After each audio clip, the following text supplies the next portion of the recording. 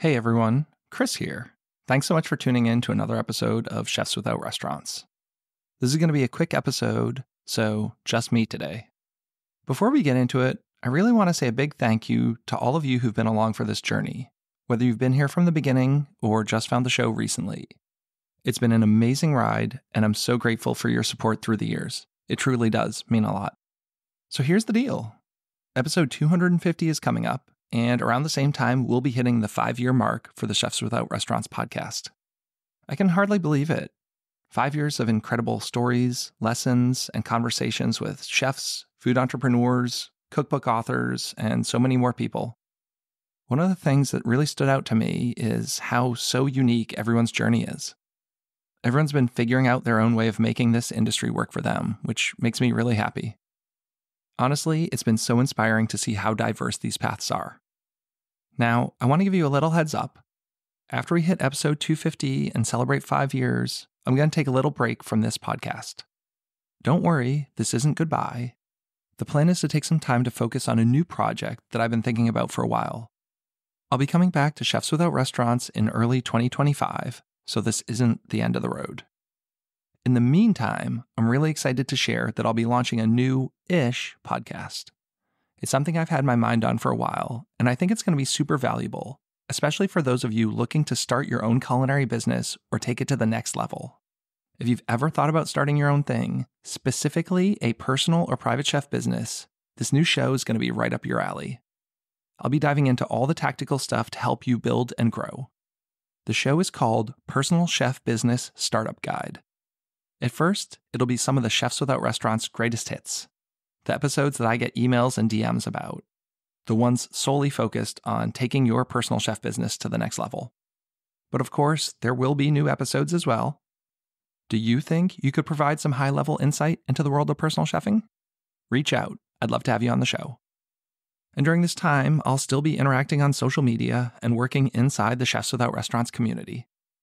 And I just want to say I've really enjoyed where this path took me, even if it went in some surprising routes.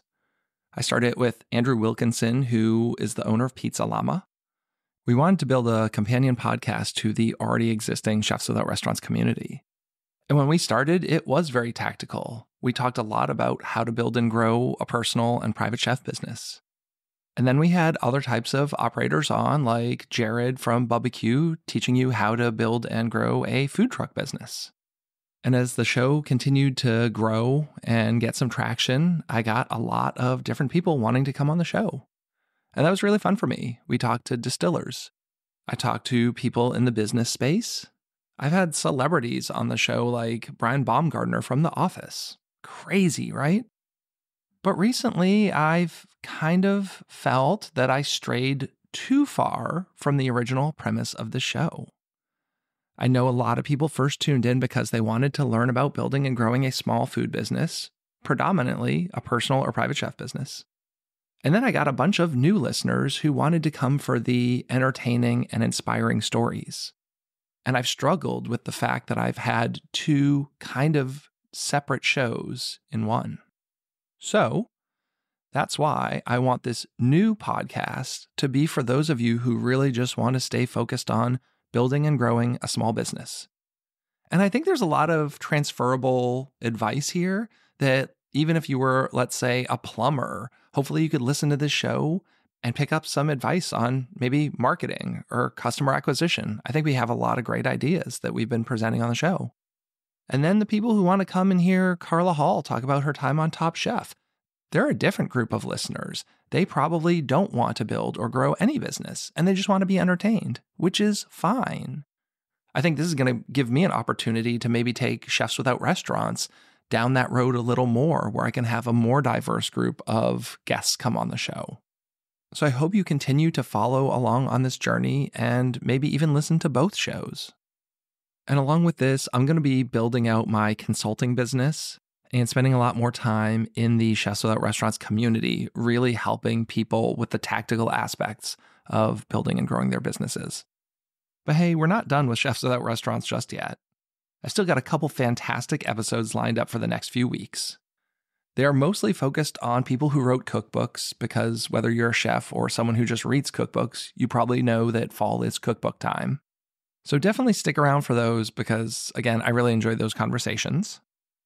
As always, the easiest way to get a hold of me is on Instagram or Threads at Chefs Without Restaurants, though I am on every other social media platform, or reach out to me at chefswithoutrestaurants@gmail.com. Your support means the world to me, and I'm really looking forward to what's coming next. As always, thanks so much for listening, and have a great week.